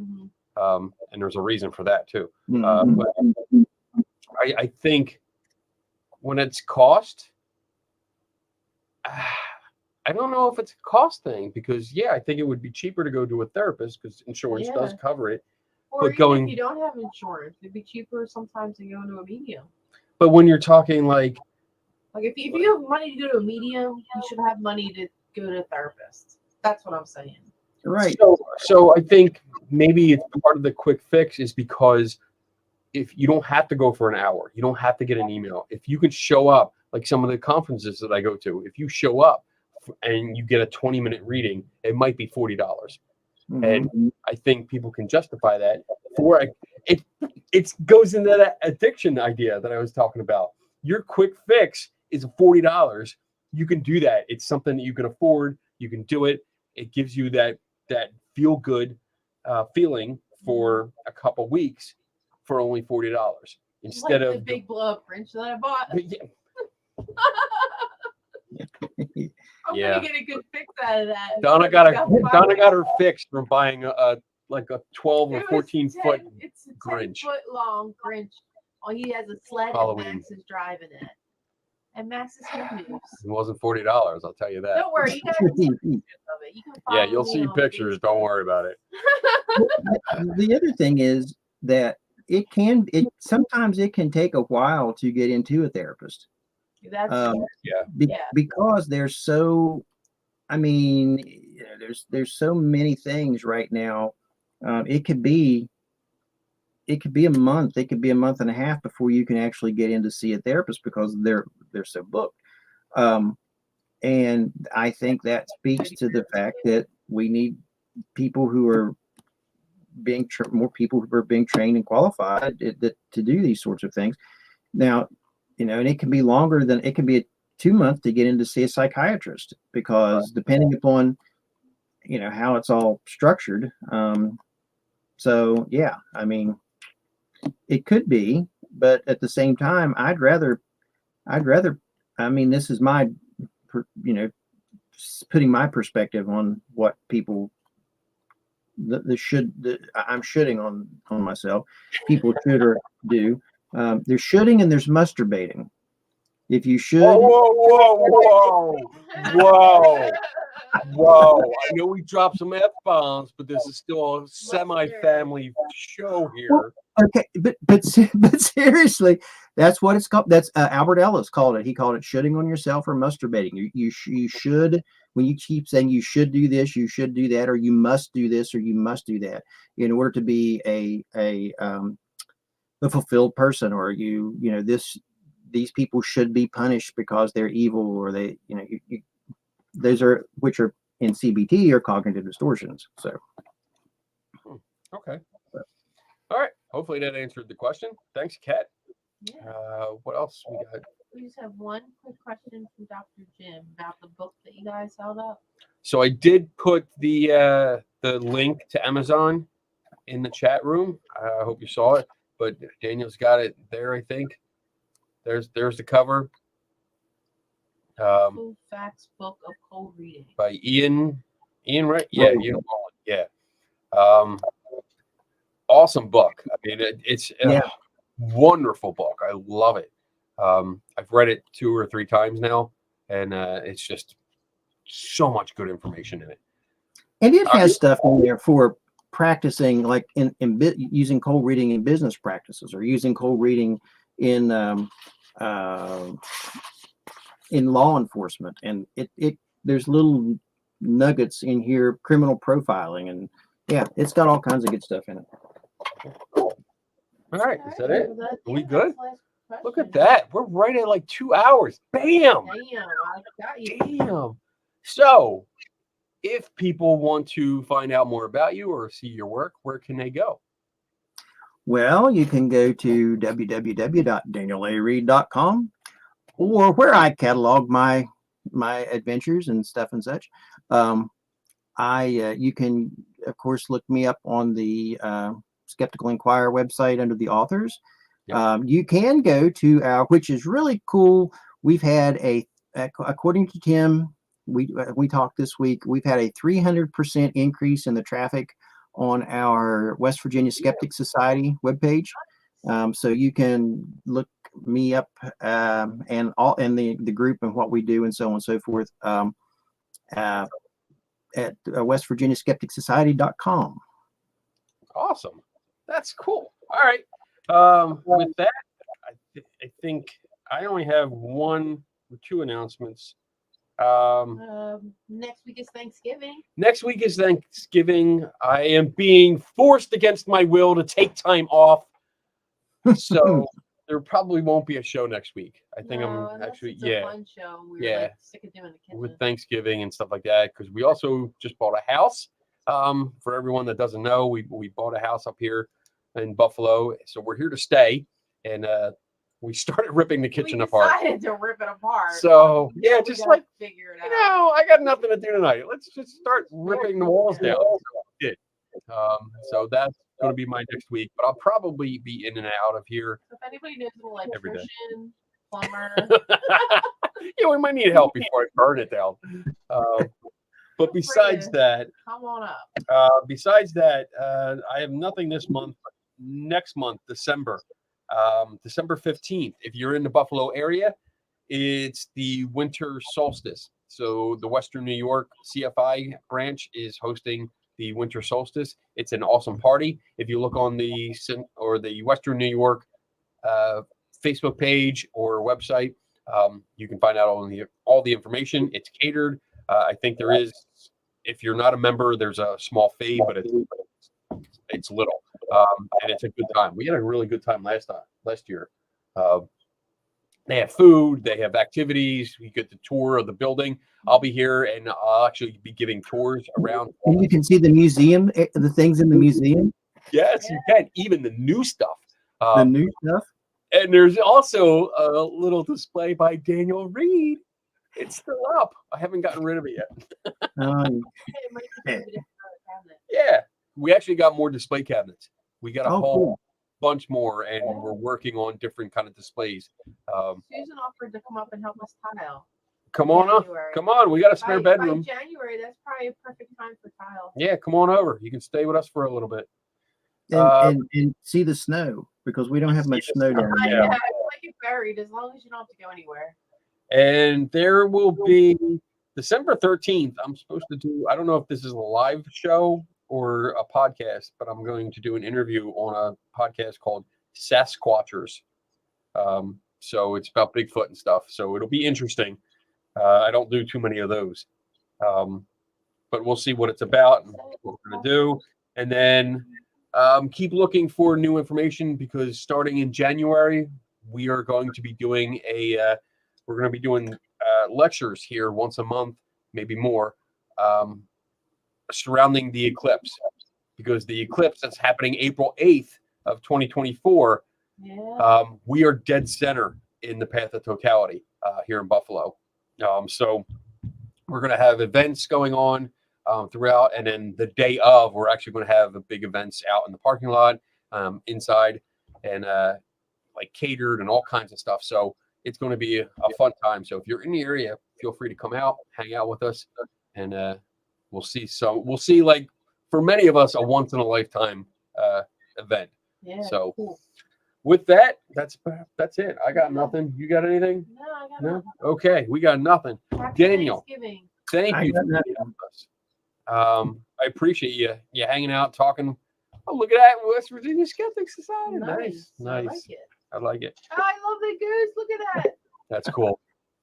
That's cool. I like it. See with the red eyes. All right, That's all I got, man. everyone else, you hang out for a minute. Everyone else, you guys have a great weekend. Be safe, and remember, never stop learning. And we'll see you in 2 weeks. Yeah, see you guys. Bye. See ya.